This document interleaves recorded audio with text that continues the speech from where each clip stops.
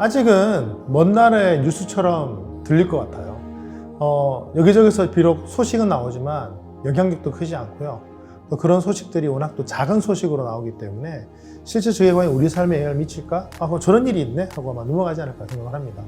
하지만 저는 이렇게 얘기하죠. 2022년이 되면 아마 지식 서비스 기업, 지식 서비스 근로자들이 한 10% 정도가 인공지능이나 4차 산업혁명에 이루어진 어떤 기술적 변화들로 인해서 일자리를 잃거나 산업이 무너질 거라고 보고 있거든요.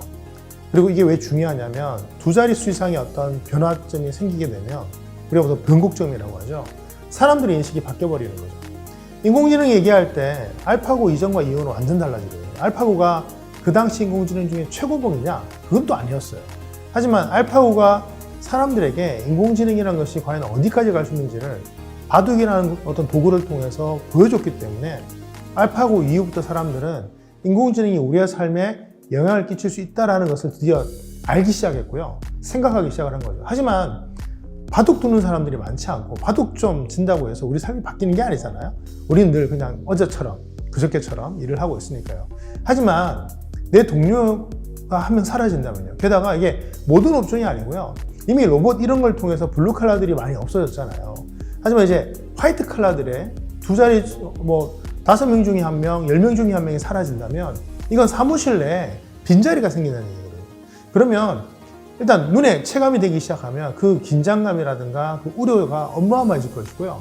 문제는 이제 이 인공지능의 어떤 변화 속도를 생각을 하면 어쩌면 그때 늦었다는 말이 나올 수도 있고 혹은 시간이 많지 않다는 어떤 조급함에 쫓길 수도 있다는 거죠. 그래서 저희는 지금 뭔가를 해야 됩니다. 그럼 뭘 해야 되냐? 다행인 거는 인공지능이 많은 데이터를 필요로 하고요. 그 많은 데이터 때문에 많은 시간과 비용을 필요로 한다는 거죠. 즉 많은 데이터가 없다면 인공지능은 활약을 할 수가 없습니다. 아예 작동하지 않는다고 봐야 되죠. 알고리즘으로 존재하는 거지 작동되지 않은 알고리즘과 마찬가지입니다. 게다가 딥러닝 같은 개념에서는요. 데이터를 통해서 학습하기 때문에 즉 인공지능 자체가 어떤 역할을 할지가 정해져 있는 게 아니기 때문에 따져보면 데이터가 없다는 얘기는 인공지능이 아무 쓸모도 없다는 얘기가 되죠. 그렇다면 우리가 데이터가 없는 분야로 가면 어떨까요? 인간과 인공지능을 비교할 때 인공지능이 인간을 닮아가잖아요. 지능이라는 말을 표현하고 딥러닝 얘기할 때 뉴런 같은 걸 표현해서 사람을 닮아가는데 차이가 있다면 인간이 사용해서 학습하는 데이터 효율성은요. 인공지능에 비할 바 없이 굉장히 높다는 거죠. 물론 시간이 좀 걸려요. 하지만 그 효율성 덕분에 인간은 인공지능에 비해서 더 짧은 시간에 더 적은 데이터를 가지고도 어느 정도의 성과가 올라간다는 겁니다. 이제 이 부분을 우리는 기억해야 되고 활용을 해야 한다는 거죠. 즉 수십 년 동안 많은 데이터가 모여있고 수십 년 동안 외워야 되거나 컴퓨팅으로 할 수 있는 어떤 분야에 종사했다면 이제 빠져나와야 되고요.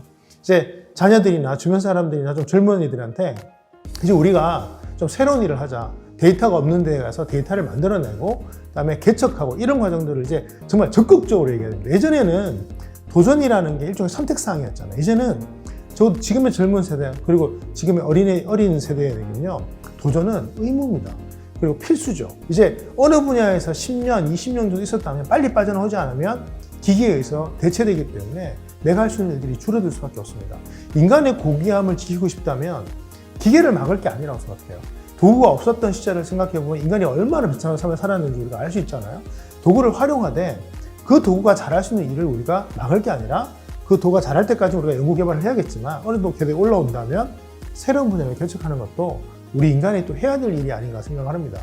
분명한 것은 인공지능이든 기계든 만들어내는 건 결국 사람이거든요. 우리가 SF 영화를 보듯이 인공지능이나 기계가 또다시 인공지능을 만들어서 사람을 위협한다. 아직은 못 나라 얘기죠. 하지만 분명한 것은 누군가의 일자리를 위협할 수 있는 상황이 벌어지고 있기 때문에 수많은 키오스크라든가 자동화된 솔루션들로 인해서 사람들이 일자리가 지금 위협받고 있기 때문에 그리고 어느 정도 규모의 어떤 조직에 들어가면 10%, 20%의 업무가 자동화되는 것만으로도 바로 일자리 하나가 사라질 수 있기 때문에 이제는 우리의 교육의 트렌드라든가 그다음에 앞으로 성장이나 변화에 대한 바라보는 관점이 과거에 혹은 10에서 20년 전에 검증된 어떤 직업을 권유하고 훈련시키기보다는 아직 개척되지 않은 분야 이런 것들을 좀 생각해야 되고 그래서 비록 이런 이유 때문은 아니지만 기업가 정신이라든가 도전 정신이 과거 그 어느 때보다도 필요한 시기가 바로 지금이라고 생각을 합니다. 이제 우리가 갖춰야 될 거는요, 적은 데이터로 빨리 학습을 하고 빨리 변화할 수 있어야 되기 때문에 패스트 러닝을 해야 되는 거고요. 패스트 러너로서 정말 뛰어난 학습 효율을 가지고 기계들과 함께 협업하고 살아간다면, 그런 뛰어난 기계들의 도움을 받아서 우리도 토니 스타크처럼 자비스를 운영하면서 탁월한 성과를 낼 수가 있게 되는 거죠. 누구나 마찬가지죠. 다만 그 훈련을 하고 나와 어울릴 수 있는 인공지능과 기계를 훈련시켜서 만드는 것은 결국 우리의 몫이기 때문에, 또 그 기계가 해야 될 일이 아닌 다른 일을 선택하고 추진하는 것은 우리의 선택이 되어야 되기 때문에, 끊임없이 이러한 변화들을 우리가 모니터링을 하고 이 패스트 리딩, 패스트 러닝을 통해서 나의 삶에 대한 어떤 고민들을 이제 역량에 기반해서 고민할 수 있도록 준비시켜 나가는 과정들이 필요하다는 말씀을 드리고 싶기 때문에, 과거처럼 읽지 마시고 예전처럼 공부하지 마시고 더 빨리, 더 효율적으로, 더 새로운 분야에 빨리 도전할 수 있는 그런 삶과 능력을 갖추시면 좋겠습니다.